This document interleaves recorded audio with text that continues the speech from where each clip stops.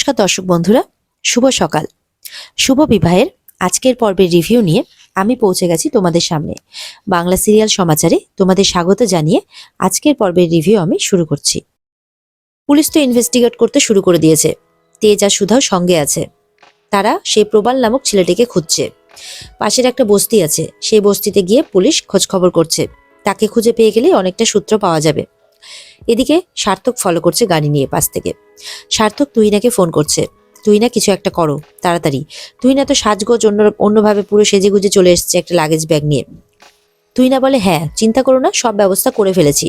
তখন সার্থক বলছে, তোমার তো আবার 18 মাসে বছর, যা করার তাড়াতাড়ি করো।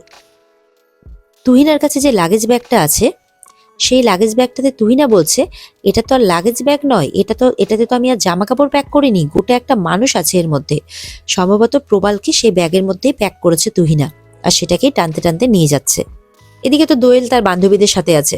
তার বান্ধবীরা বলছে ক্লাবে যাব, অনেকদিন যায়নি। দোয়েল বলে, ঠিকই বলেছিস। তখন বান্ধবীগুলো বলে, তুই যাবি? তুই তো এখন যেতে পারবি না। বলে, কেন? বলে, তোর তো বিয়ে হয়ে গেছে, আর তুই সেই তোলাবাজকে বিয়ে করলি, তুই আর ভালো ছেলে পেলি না। সত্যি তো চয়েসটা খুব খারাপ রে দোয়েল।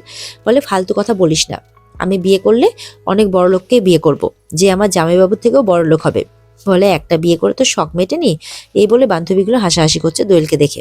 দোয়েল তখন সেখান থেকে না পারতে চলে যায়। দেখা যাচ্ছে ফন্টে একজনের কাছে কাজ চাইছে। বলছে, কাকা একটা কাজের ব্যবস্থা আমাকে করে দাও না, জানো তো সদ্য সদ্য বিয়ে করেছি। তখন সেই লোকটি বলে যে, ওইটা তোমার বউ আসছে না?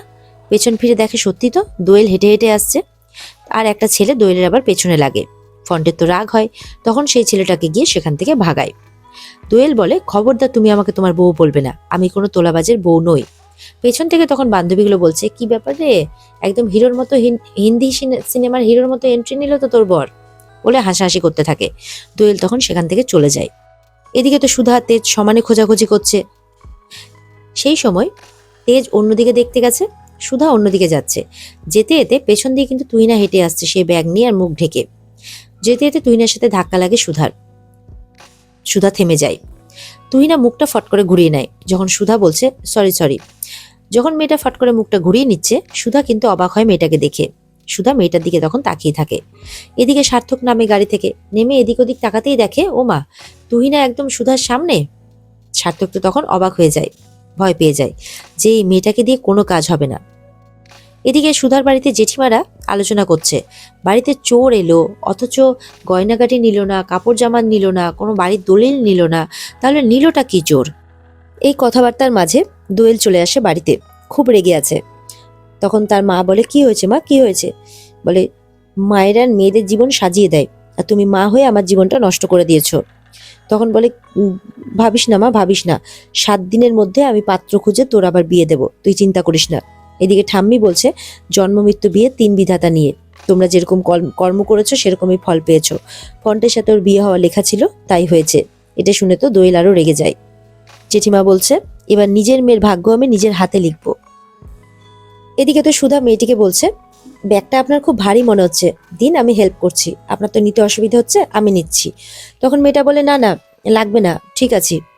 তখন বলে, দিন না, সংকোচ করছেন কেন, কোনো অসুবিধে নেই। তারপর সুধা দেখে ব্যাগটার ভেতর থেকে যেন কিছু একটা নড়ছে। সুধা বলে, এমন কি আছে ব্যাগটার মধ্যে যে এত ভারী আর নড়ছে কেন? মেয়েটি চলে যেতে থাকলে সুধা বলে, দাঁড়ান, কি আছে ব্যাগের মধ্যে? আর ব্যাগের ভেতর থেকে কিসের আওয়াজ আসছে?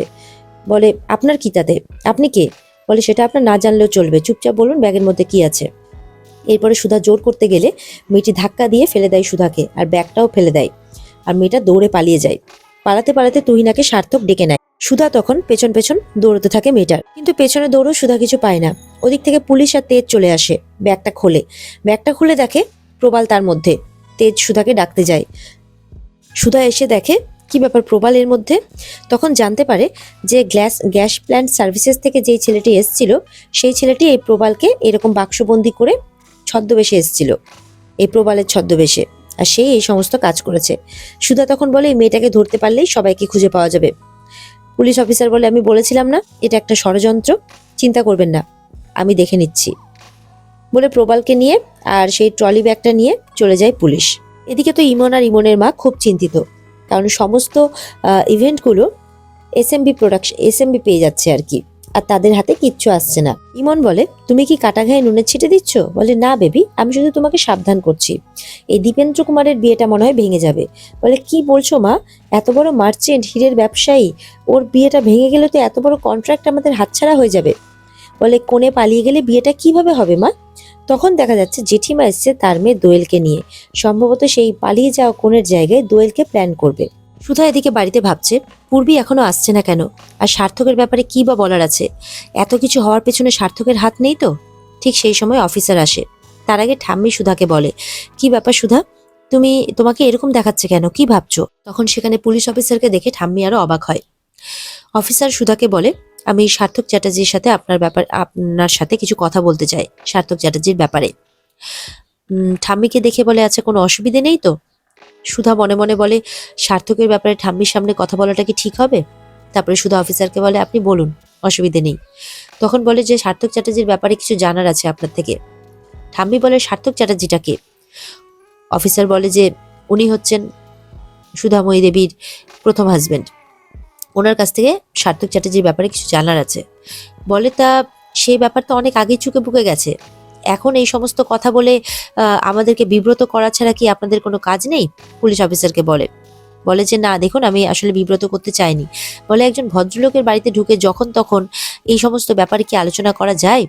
পুলিশ তখন বলে, দেখুন, আমি না যখন তখন এসেছি, আর না আমি কোনো অন্য ব্যাপারে অযৌক্তিক আলোচনা করছি। অফিসার বলে, আসলে ব্যাঙ্গালোরে সুধাময়ী দেবীর সাথে সার্থক চ্যাটার্জি দেখা হয়েছিল, সেই ব্যাপারে কথা বলতে চাই। ঠাম্মি বলে, কি? সুধা তখন ব্যাঙ্গালোরের সমস্ত ঘটনা ঠাম্মিকে বলে, সাথে এটাও বলে যে জানতে পেরেছে যে পুলিশের কবল থেকে সে পালিয়ে গেছে। তখন অফিসারকে বলে যে এত কিছু করেছে, তার শাস্তির ব্যবস্থা না করে আপনি এখানে এসেছেন কেন? আগে তো তার টুটি চেপে ধরতে হবে। এদিকে সমুদ্র আর ঝিনুকও সেখানে আসে, সবটা শোনে। তাকে গারুদের পেছনে নিয়ে যান। অফিসার হাসে, বলে, ম্যাডাম, সেটাই আমাদের উদ্দেশ্য, আর সেই জন্য আমরা এসেছি। অফিসার বলে যে কর্ণাটক পুলিশ থেকে খবর পাওয়া গেছে যে সে নাকি দেশ ছেড়ে পালিয়েছে। তখন সেখানে পূর্বী আসে, বলে, হ্যাঁ, এই খবরটাই দিতে আমি তোমাকে আসছিলাম যে সেই দেশ ছেড়ে পালিয়েছে। ঠাম্মি তখন বলে, ভালো হয়েছে, আপদ বিদেয় হয়েছে। যদি তা না হতো, আমি যদি তাকে আবার আমার নাত বৌমার পেছনে ঘুরঘুর করতে দেখতাম, তাহলে আমি তাকে মেরে আধমরা করে পুলিশের হাতে তুলে দিয়ে আসতাম। ওই অসভ্য অমানুষ লোকটার সাথে আমাদের কোনো সম্পর্ক নেই। আমি কাননবালা বসু মল্লিক, ওই পাষণ্ডটাকে আমার নাত বৌমার পাশে ঘেঁচতেও দেব না। এই বাড়ির বউ, আমরাই ওর ভবিষ্যৎ, আমরাই ওর বর্তমান, অতীতের সাথে দূর দূর পর্যন্ত ওর কোনো সম্পর্ক নেই। ঝিনুক তখন খুশি হয়ে বলে, সাব্বাস, হিটলার দাদি তো আজ ফাটিয়ে দিয়েছেন। সুধা বলে, ভালোই হয়েছে যে এই সবের পেছনে সার্থক চ্যাটার্জি নেই। অফিসার বলে, চিন্তা করবেন না, তবে যে আছে তাকে আমি খুব তাড়াতাড়ি খুঁজে বের করব। এরপর যখন অফিসার বেরোচ্ছে তখন জ্যোৎস্না আসছে। আসার সময় জ্যোৎস্নার সাথে ধাক্কা লাগে অফিসারের। অফিসার তখন অবাক হয়ে জ্যোৎস্নার দিকে তাকিয়ে থাকে, জ্যোৎস্নাও তাকিয়ে থাকে। তারপর অফিসার চলে যায়। জ্যোৎস্না ভাবে, বাড়িতে পুলিশ কেন? এদিকে তো জেঠিমা মেয়েকে নিয়ে এসছে নতুন করে বিয়ে দেবে বলে। ইমনের মা তখন বলে, 1 মিনিট, আমি তো শুনেছি আপনার এই মেয়ের বিয়ে হয়ে গেছে। মনে মনে বলে, ভালোই হয়েছে, যোগ্য পাত্রের সঙ্গে বিয়ে হয়েছে। এদিকে সুধা পূর্বীর সাথে বাড়ির সবার পরিচয় করিয়ে দিচ্ছে। আর ওদিকে ঝিনুকের মা, মানে দোয়েলের মা আর কি, জেঠিমা দোয়েলের জন্য পাত্রের প্ল্যান করছে, একটা বড়লোক পাত্র। ইমনের মা অস্বীকার করলে জেঠিমা ব্ল্যাকমেল করে, আপনি সুধার বিয়ে দেওয়ার জন্য আমাদের বাড়িতে টাকা নিয়ে গেছিলেন না? আমি কিন্তু কাউকে বলিনি, আপনি যদি আমাকে সাহায্য না করেন তাহলে কিন্তু আমি বলে দেব। এদিকে রামানের খবর নিতে চাইলে সুধা, পূর্বী বলে ও ভালো আছে, আসলে ওর কাজিন দীপেন্দ্র কুমার, তার বিয়ে আছে পরশুদিন, আমি সেটারই নিমন্ত্রণ করতে এলাম তোমাদেরকে, আমি কার্ডও পাঠিয়ে দেব। আর এদিকে ইমনের মা বলে, আপনি আমাকে থ্রেট করছেন? ইমনের মা কিছুতেই মানে বিয়ে দিতে রাজি না হলে, মানে পাত্র খুঁজতে রাজি না হলে, ইমন বলে, একজন পাত্র আছে দীপেন্দ্র কুমার, সম্ভবত তার সাথেই ইমন দোয়েলের বিয়েটা প্ল্যান করবে। আর এখানে আজকের পর্ব শেষ হয়ে যায়। তো বন্ধুরা, এই ছিল আজকের পর্বের রিভিউ। যদি তোমাদের ভালো লেগে থাকে তাহলে অবশ্যই পর্বকে লাইক, কমেন্ট আর চ্যানেলকে কিন্তু সাবস্ক্রাইব করে দেবে। আর এই পর্বের বিস্তারিত দেখতে অবশ্যই তোমরা স্টার জলসার পর্দায় নজর রাখবে। তাহলে দেখা হচ্ছে তোমাদের সাথে আগামীকালকে। ততক্ষণ সবাই ভালো থাকবে। টাটা।